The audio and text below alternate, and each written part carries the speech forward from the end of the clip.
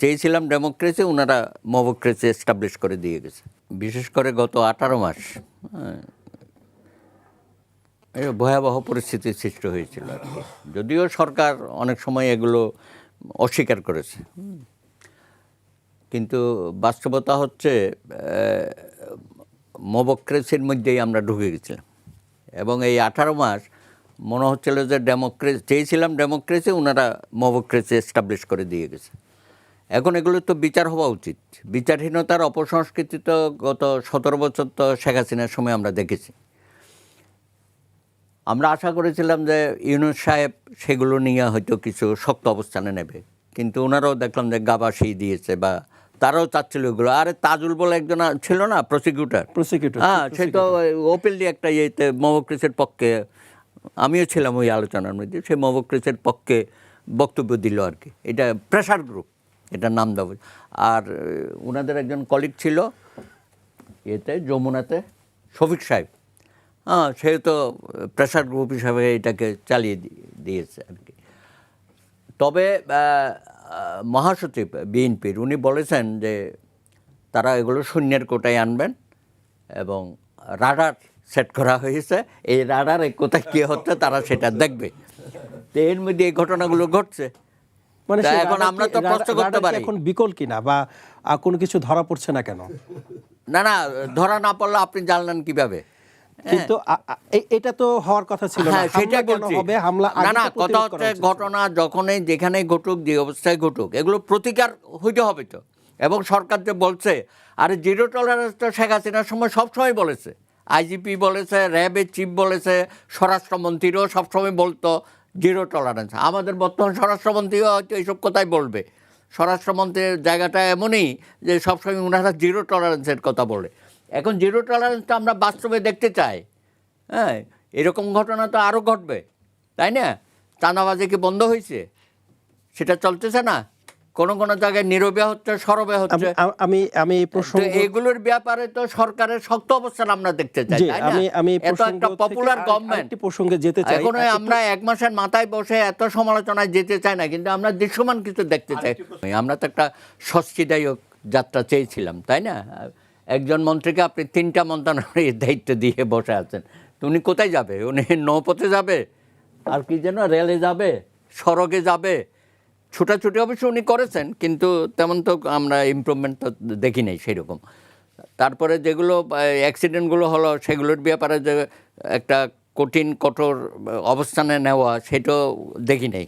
ধীরে ধীরে হয়তো নিচ্ছে তারা, এবং প্রায় 204 জন বোধহয় ঈদযাত্রাতে আমরা ভাই বোনদের হারিয়েছি। বিএনপি তো একটা বৃহৎ রাজনৈতিক দল, এবং নিশ্চয়ই আওয়ামী লীগের ব্যাপারে তারা সিদ্ধান্ত নেবে। হয়তো এই মুহূর্তে তারা বলেছে যে না, সরকার এখনও ওইটা বন্ধ আছে, কার্যক্রম বন্ধ রাখবে। তবে আমরা আশা করব যে ওইভাবে কোনো রাজনৈতিক দলকে নিষিদ্ধ করে সেটা যে সুফল বইয়ে আনে না, সেটা তো অতীত অভিজ্ঞতা থেকেও আমরা দেখেছি। তো আমরা আশা করব যে একটা রাজনৈতিক পরিবেশটা ফিরে আসুক, সকল রাজনৈতিক দল মতের সবাই যেন রাজনীতির মাঠে থাকতে পারে। পরিবেশ নেই দেশে এরকম কিছু, হয়তো নতুন সরকার হিসাবে তারা আরো কিছুদিন হয়তো সময় নেবে। দেশের মানুষকে প্রতিদিন সুরক্ষিত রাখার প্রত্যয় নিয়ে সেফটি কেবলস সহ এলো সেফ সিলিং ফ্যান। কিন্তু আমরা আশা করব যে কারো বিরুদ্ধে যেন কোনো ধরনের নিষেধাজ্ঞাটা না থাকে। এটা থাকলে পরে হয় কি, তখন ওই আন্ডারগ্রাউন্ডের কাজগুলো আবার শুরু হয়। ইদানিং আবার দেখলাম যে ওই যে দক্ষিণাঞ্চলে না কোন দিকে, যে যারা আন্ডারগ্রাউন্ড পার্টি করতো, সর্বহারা পার্টি, তাদের নাকি আবার কিছু অ্যাক্টিভিটি শুরু হয়। আমরা দেখেছি যে তো এগুলো তো দেশের জন্য ভালো না আর কি। সুতরাং একটা বৃহৎ রাজনৈতিক দলকে যদি আপনি বেশি দিন নিষিদ্ধ করে রাখেন, তাহলে তো তারা আন্ডারগ্রাউন্ডে হয়তো কাজ শুরু হয়ে যাবে, এটাই স্বাভাবিক। তো আমরা সেইভাবে দেশটাকে নিয়ে যেতে চাই। চরমপন্থীরা কি এখন নিরাপদ মনে করছেন দেশকে? তাহলে কেন তারা তো হয়ে গেছে? আমরা আশা করবো যে এগুলোর থেকে যেন আমরা মুক্ত থাকি। আমরা পেছনের দিকে যেতে চাই না, আমরা সামনে অগ্রসর হতে চাই। সকলের গণতান্ত্রিক অধিকারটুকু যেন আমরা সমানভাবে প্রযোজ্য হয় সবার ক্ষেত্রে। জনাব মাহবুব আজিজ, একটু আসতে চাই আপনার কাছে। আমরা 25 মার্চে রাতে তো ঢাকা বিশ্ববিদ্যালয়, তা পিলখানা, রাজারবাগ, এখানে হত্যাকাণ্ড পরিচালিত হয়েছে। বিশেষ করে ঢাকা ইউনিভার্সিটি তো একেবারেই গণহত্যা রূপ নিল। সেদিন থেকে আসলে বাঙালি নিধন তাদের পরিকল্পনা অনুযায়ী তারা শুরু করেছিল।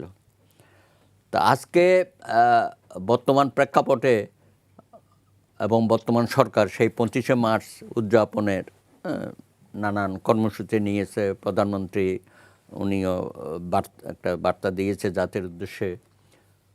তো সব দিকে মিলে মনে হয় যে বহুদিন পরে আমরা হয়তো সঠিক তথ্যটা আমরা বের করতে পারবো, কী কারণে এটা হয়েছিল। উনি কিছুটা আওয়ামী লীগের রাজনীতির বিষয়ে কিছুটা হয়তো, আমি জানি না, উনি অনেক সময় এটা বলেন আর কি, কিন্তু ওই সময়ে যারা আমরা ছিলাম একেবারে খুব সম্পৃক্ত, তখন আর কি করার ছিল?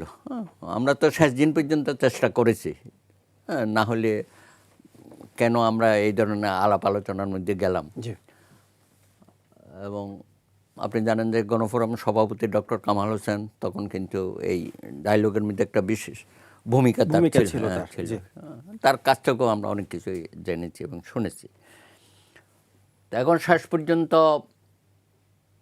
এটা ঠিক যে এই গণহত্যার মধ্য দিয়ে আমাদের কিন্তু স্বাধীনতার আকাঙ্ক্ষাটা আমরা অনেক,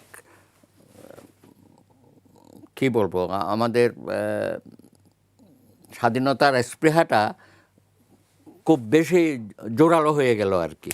যদিও বহুদিন ধরে, বহু মাস ধরে আমরা এটা করছি, নানান স্লোগানের মধ্য দিয়ে আমরা স্বাধীনতার কথা বলেছি, কিন্তু গণহত্যার পরে আমাদের আর পেছনে যাওয়ার কোনো সুযোগ ছিল না। এবং গণহত্যা তো এটা একদিন না, এটা শুরুই হলো। তারপরে তো 26শে মার্চ আমরা স্বাধীনতার ঘোষণাটা তো বঙ্গবন্ধুর নামে শহীদ প্রেসিডেন্ট জিয়াউর রহমান, উনি তখন চট্টগ্রাম ক্যান্টনমেন্ট থেকে কালুরঘাট বেতার কেন্দ্র থেকে উনি বলেছেন। আমি তখন চট্টগ্রামেই ছিলাম। তো এগুলো অনেক কিছুই আমাদের চোখের সামনেই হয়েছে। তো আমি মনে করি আজকে 55 বছর পরে আবার আমরা আমাদের মধ্যে যে এই 71 সনের যে উজ্জীবিত ছিলাম আমরা, আমার কাছে কিন্তু এখনও সেই উজ্জীবিত শক্তিটা আমি পাচ্ছি আজকে। সারা দেশে যেভাবে এটাকে নিয়ে আলাপ আলোচনা করছে, এবং ইতিহাসকে কখনো আপনি তো পেছনে ফেলতে পারবেন না, বা রাগঢাকও করা যাবে না। যেটা সত্যি সেটা ইতিহাস এটা প্রকাশিত হবে। সুতরাং আমার মনে হয় যে আমাদের রাষ্ট্রীয় জীবনে আমরা যে একটা জাতীয় ঐক্য সৃষ্টি করেছি বিগত গণ আন্দোলনের মধ্য দিয়ে, গণ অভ্যুত্থানের মধ্য দিয়ে, সেই ঐক্যটা যদি আমরা ধরে রাখতে পারি, তাহলে আমি মনে করি বাংলাদেশের মানুষের যে স্বপ্ন স্বাধীনতাকে নিয়ে, সেই স্বপ্ন এবং তাদের আশা আকাঙ্ক্ষা, সেটা আমরা প্রতিষ্ঠিত করতে পারবো।